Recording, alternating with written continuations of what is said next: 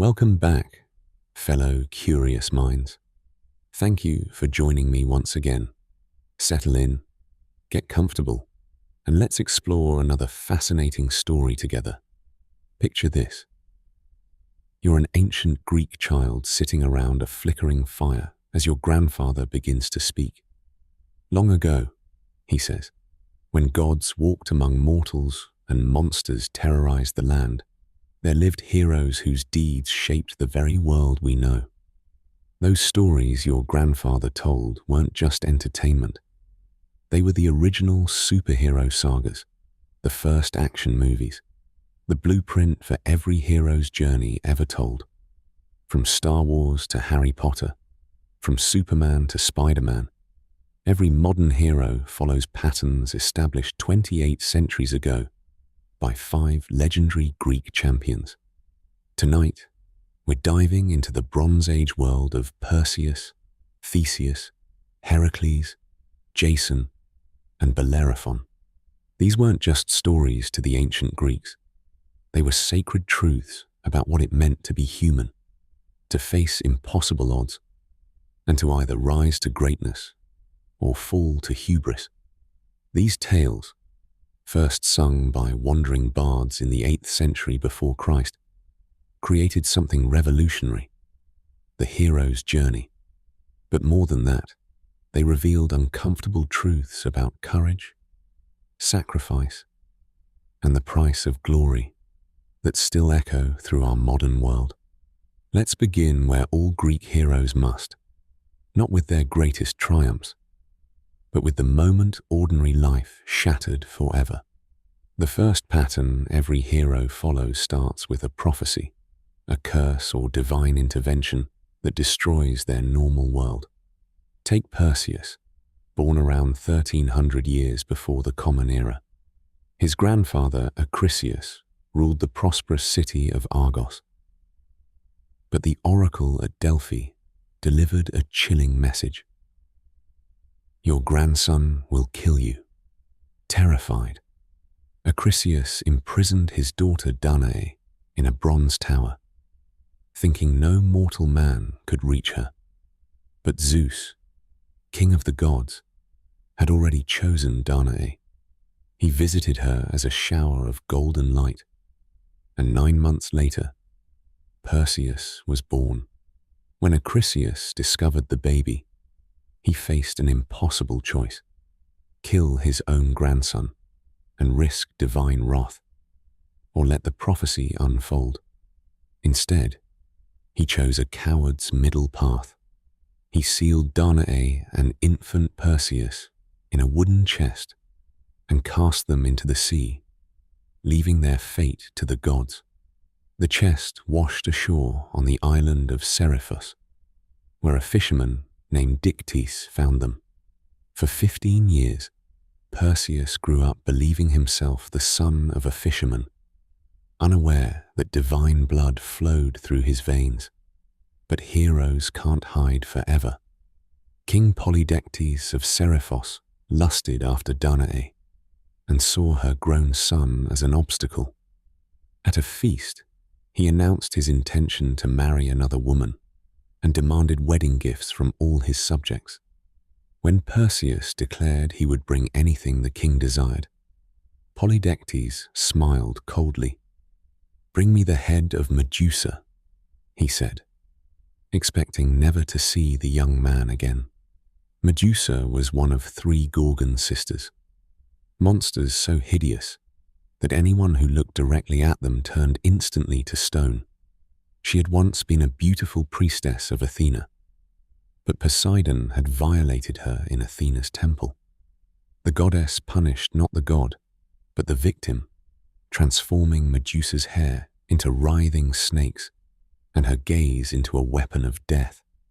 Perseus accepted the impossible task, not knowing that the gods themselves had chosen him for this moment. Athena appeared to him, presenting a polished bronze shield that gleamed like a mirror. Hermes gave him a curved sword that could cut through anything, winged sandals for flight, a cap of invisibility, and a special bag to hold Medusa's severed head. The hero's journey had begun in earnest. Perseus flew to the edge of the world where the three Gorgons slept.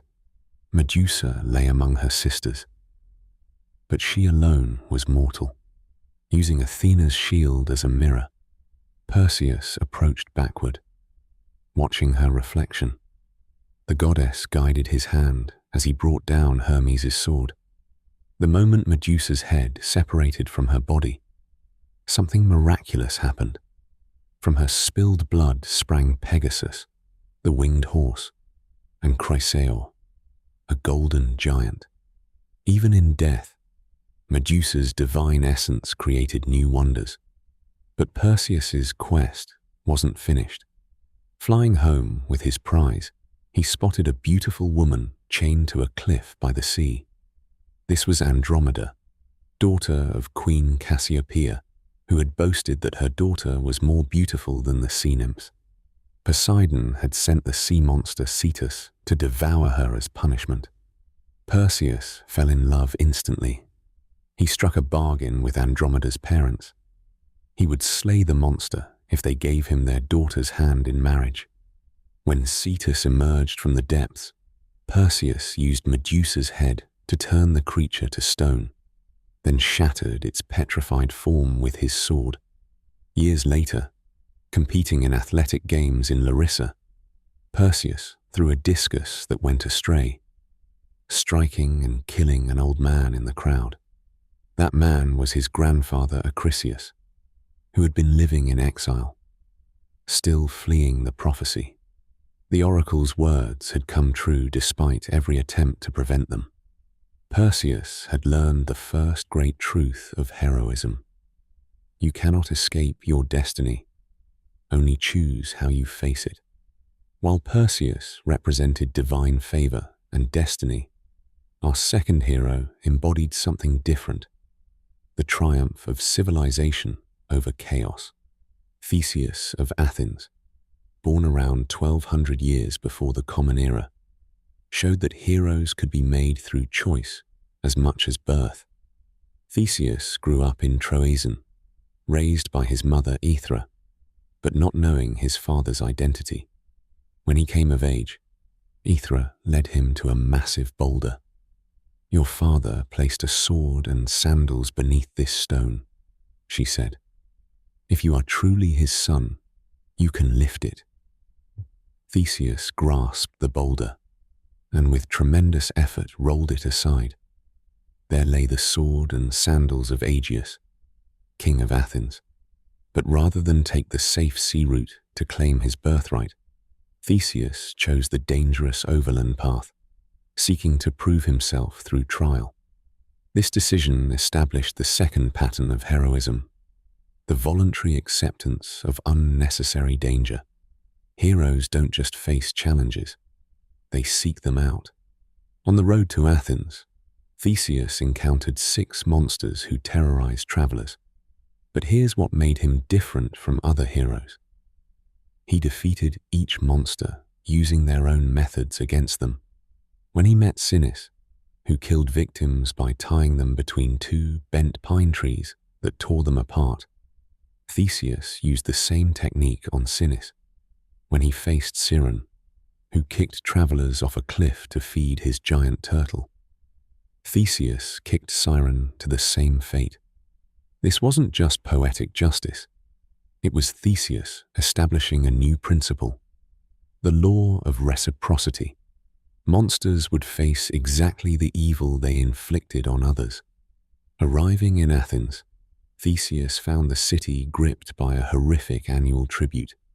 King Minos of Crete, whose son had died in Athens, demanded 7 young men and 7 young women each year to feed the Minotaur, a monster with a bull's head and human body trapped in an impossible labyrinth. Theseus volunteered to go as one of the sacrificial victims, promising to end the tribute forever. His father begged him to reconsider, but the young hero was determined. They agreed on a signal. If Theseus survived, he would change his ship's black sails to white on the return journey. In Crete, Princess Ariadne fell in love with the Athenian hero. Her father Minos had commissioned the master craftsman Daedalus to build the labyrinth so complex that anyone who entered would be lost forever. But Ariadne had a solution. She gave Theseus a ball of thread. "Tie one end at the entrance," she whispered. "Unroll it as you go deeper. When you've killed the monster, follow it back to freedom." Theseus entered the labyrinth, navigating passage after passage until he heard the Minotaur's breathing in the darkness. The creature was massive, with a bull's head that could crush a man's skull, and a human intelligence that made it even more dangerous. They fought in pitch darkness, Theseus using speed and agility against brute strength. When the monster finally fell, Theseus followed Ariadne's thread back to the entrance, leading his fellow Athenians to safety. True to his promise to Ariadne, he took her with him as they fled Crete. But then something troubling happened. On the island of Naxos, Theseus abandoned the sleeping Ariadne. Different versions of the story offer different explanations. Some say he simply betrayed her for political advantage. Others claim the god Dionysus appeared in a dream, commanding him to leave her for divine marriage. This moment reveals the third truth of heroism. Even the greatest champions make morally questionable choices. Heroes aren't perfect. They're human beings who rise to extraordinary occasions while still carrying human flaws.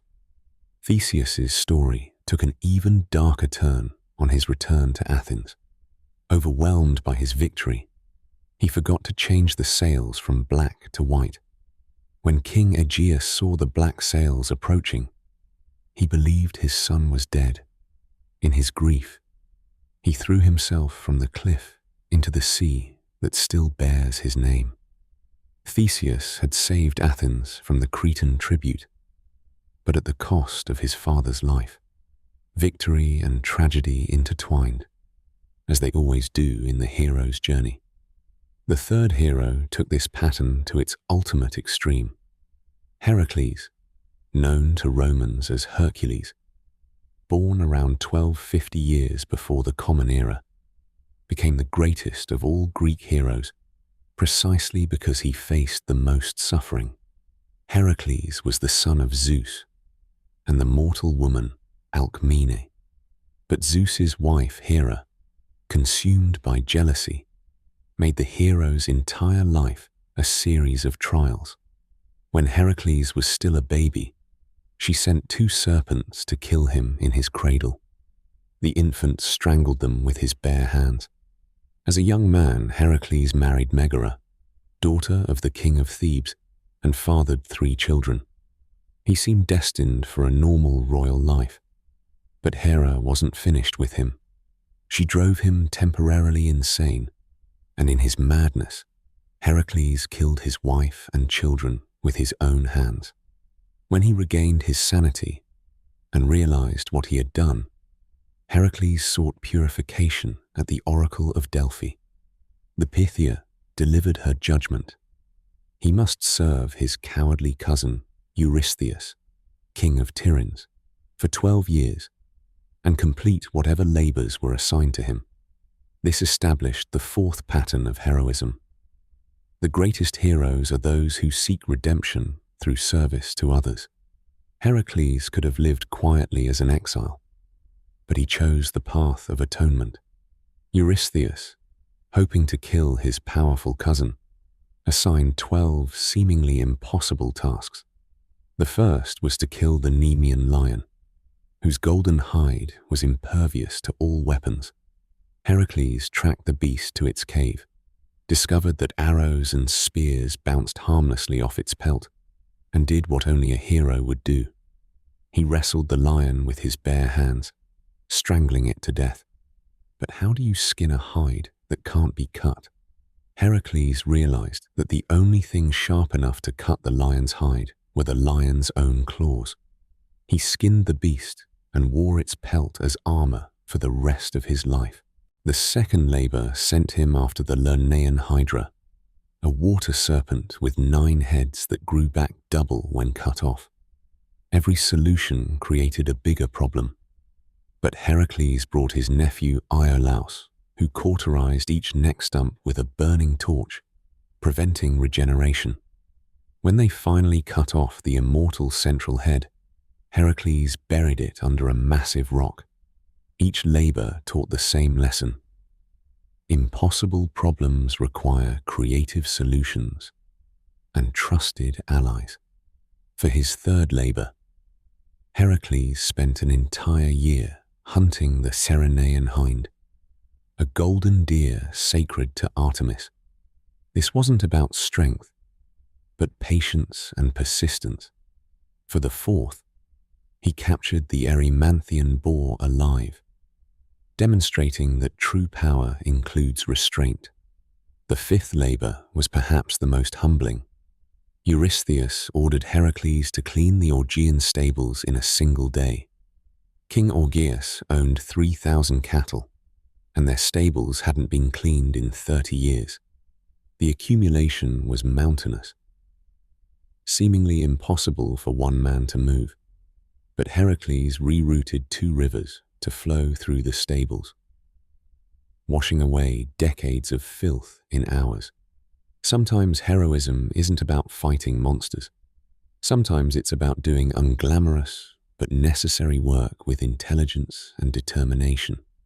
The remaining 7 labors took Heracles across the known world, killing the Stymphalian birds with bronze beaks and metallic feathers, capturing the Cretan bull, stealing the man-eating mares of Diomedes, obtaining the girdle of Hippolyta, queen of the Amazons, stealing the cattle of the 3-bodied giant Geryon, fetching the golden apples of the Hesperides from the garden at the world's end, and finally capturing Cerberus, the 3-headed dog that guarded the gates of the underworld.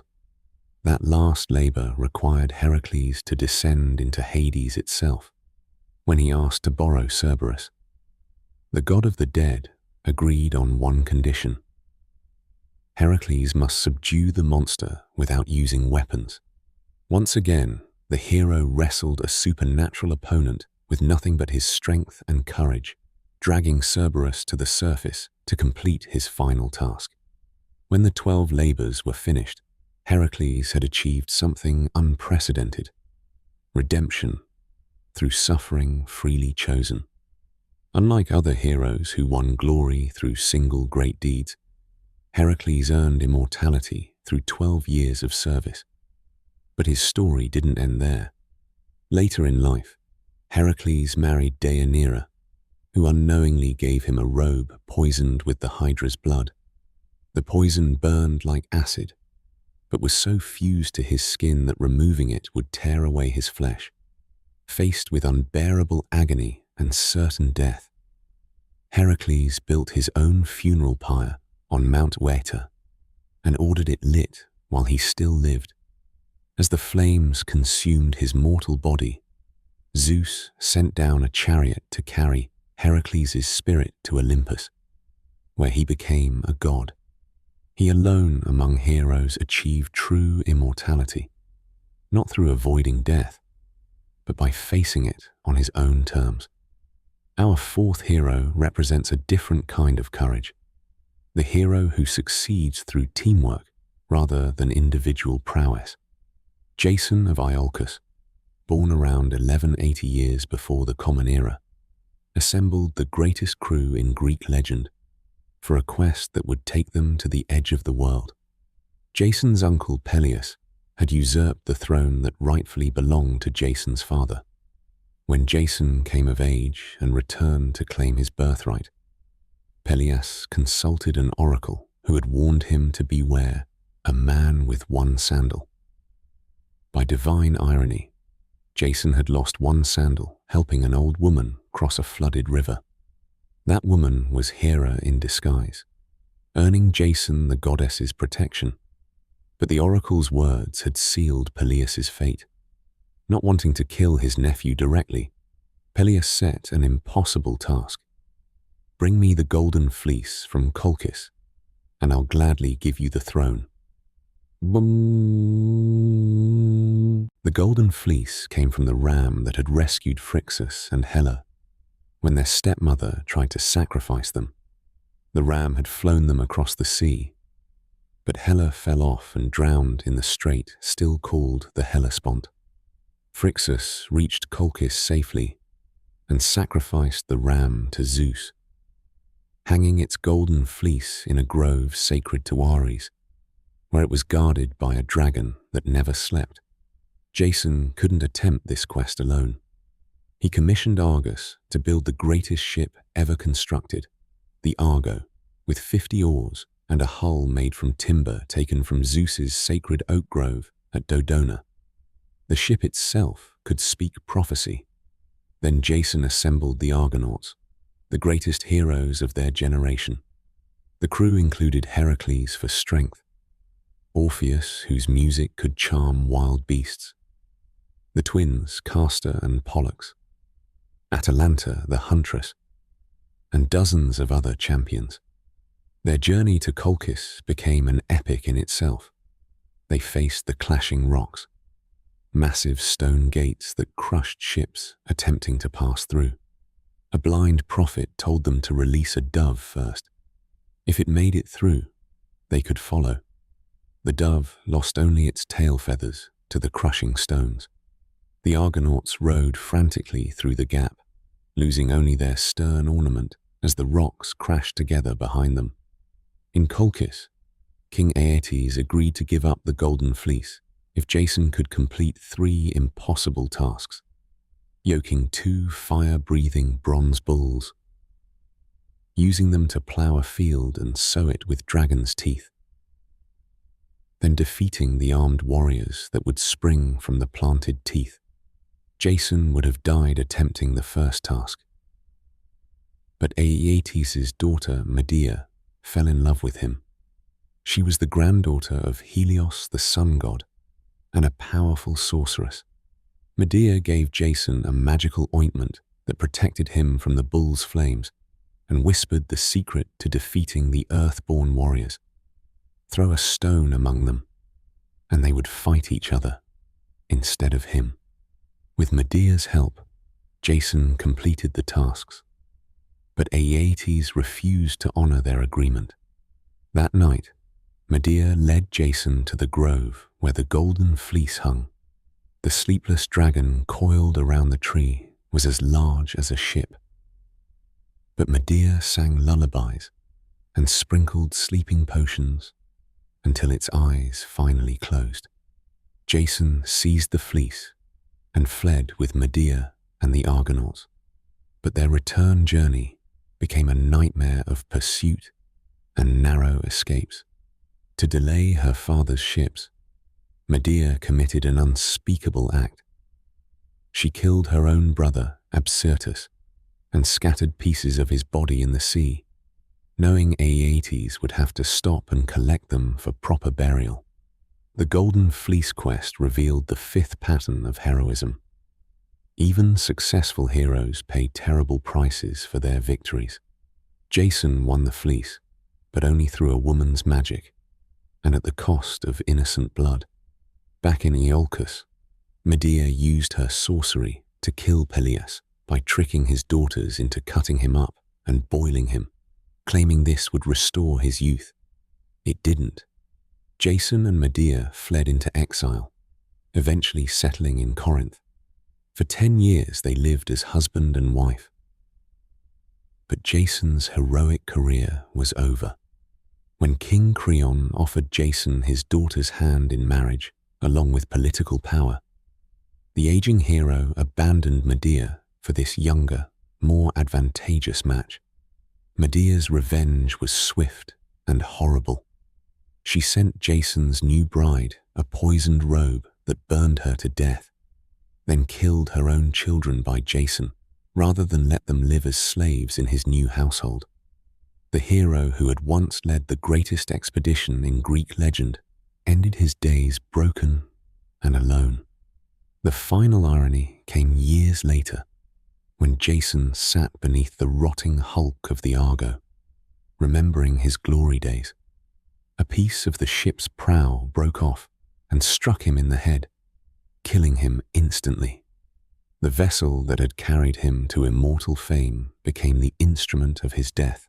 Our fifth and final hero learned the hardest lesson of all, that there are boundaries even heroes cannot cross. Bellerophon of Corinth, born around 1280 years before the Common Era, achieved the impossible dream of flight, only to discover that some heights are forbidden to mortals. Bellerophon's troubles began when King Proetus's wife, Stheneboea, fell in love with him, when the hero rejected her advances. She falsely accused him of trying to seduce her. Proetus couldn't kill a guest directly without violating sacred hospitality laws. So he sent Bellerophon to Stheneboea's father, King Iobates of Lycia, with a sealed message. The message read, "The bearer of this letter tried to violate my wife. Please kill him, but make it seem accidental." Iobates faced the same hospitality problem, so he assigned Bellerophon an impossible task: kill the Chimera, a monster with a lion's head, goat's body, and serpent's tail that breathed fire and was ravaging the countryside. But the gods had chosen Bellerophon for greatness. As he prayed to Athena for guidance, the goddess appeared with a golden bridle. "Go to the spring of Pyrenees at dawn," she commanded. "There you will find what you need." At the spring, Bellerophon saw the most beautiful creature in creation, Pegasus, the winged horse born from Medusa's blood when Perseus killed her. The divine stallion had never been tamed, but when Bellerophon approached with Athena's bridle, Pegasus allowed himself to be mounted. Together, hero and winged horse soared into the sky. From above, they could attack the Chimera without risking its flames or claws. Bellerophon drove his spear down the monster's throat, and its own fire melted the bronze point, choking it to death. King Iobates sent Bellerophon against the Amazons, warrior women who had never been defeated. Flying on Pegasus, the hero rained arrows down on them from above until they retreated. Next came the Solymi, fierce mountain warriors. Again, aerial attacks proved unstoppable. Finally, Iobates set an ambush with his best soldiers hidden along a narrow pass. But Bellerophon and Pegasus simply flew over the trap. No earthly force could touch a hero who commanded the skies. Convinced that the gods themselves protected Bellerophon, Iobates revealed Proetus's message and gave the hero his daughter in marriage along with half his kingdom. Bellerophon had achieved everything a hero could dream of: victory over monsters, a beautiful wife, royal power, and the ability to fly. But that wasn't enough. Looking up at Mount Olympus, home of the gods, Bellerophon began to wonder if he could fly higher than any mortal had ever flown. If he had conquered every earthly challenge, why shouldn't he visit the gods as an equal? Surely Zeus would welcome such an accomplished hero. This was hubris in its purest form, the belief that exceptional achievement erases the fundamental distinction between mortal and divine. Bellerophon urged Pegasus toward Olympus, climbing higher and higher into the thin air where no living thing was meant to go. As they approached the sacred mountain, Zeus looked down with anger and pity. The king of gods sent a gadfly to sting Pegasus. The divine horse reared in pain and surprise. Bellerophon, caught off guard, tumbled from the saddle and fell toward earth like a stone. Pegasus flew to Olympus alone, where he became Zeus's thunderbolt carrier. But Bellerophon crashed into a thorn bush on the Aleian plain. The fall didn't kill him. That would have been merciful. Instead, it left him blind and lame, a cripple who had once soared with the gods. He spent his remaining years wandering the earth, shunned by mortals who saw him as a reminder that even the greatest heroes could fall. Local peasants would point him out to their children. There goes Bellerophon, who flew too high. His name became a warning about the dangers of overreach, the folly of believing that human achievement, no matter how spectacular, could bridge the gap between mortal and divine. These 5 heroes created the template that every storyteller has followed for 28 centuries. Look at any modern hero story, and you'll find the same patterns. The call to adventure that destroys ordinary life, supernatural aid from mentors, a series of escalating trials, moments of apparent failure, and final transformation. But the Greeks understood something about heroism that we often forget. It's not about happy endings. Perseus fulfilled a prophecy that killed his grandfather. Theseus caused his father's suicide. Heracles murdered his family and achieved immortality only through death. Jason ended his days in exile and disgrace. Bellerophon fell from divine heights to earthly blindness. These aren't stories about perfect people doing perfect things. They're stories about flawed human beings who chose to face impossible odds, knowing they would pay terrible prices for whatever victories they achieved. The Greeks called this concept tragic heroism. True heroes don't succeed because they're better people. They succeed because they're willing to sacrifice everything, including their lives and the lives of people they love, for something greater than themselves. That's why these stories still matter. In a world that promises us easy victories and happy endings, the Greek heroes remind us that anything truly worth achieving requires genuine sacrifice. They show us that courage isn't the absence of fear, but action in spite of terror. They teach us that the greatest strength isn't physical power, but the will to keep going when everything has gone wrong. Most importantly, they reveal that heroism isn't reserved for demigods and monsters. It's available to anyone willing to take up their burden, face their personal labyrinth, and accept that some dragons can only be defeated by those brave enough to seek them out. Every time you choose the difficult right over the easy wrong, you're following Perseus into the Gorgon's cave. Every time you take responsibility for your mistakes instead of blaming others, you're accepting Heracles' 12 labors. Every time you help others at cost to yourself, you're sailing with the Argonauts toward an uncertain horizon. The age of heroes never ended. It just became a choice we make, one person at a time, one crisis at a time, one act of courage at a time. The only question is whether we'll prove worthy of the stories that came before us. And that's where we'll leave things for today. Thank you for listening, as always. If this journey sparked your curiosity, there's plenty more to explore. So stay tuned. Until next time, keep questioning, keep wondering, and never stop looking back to understand the road ahead.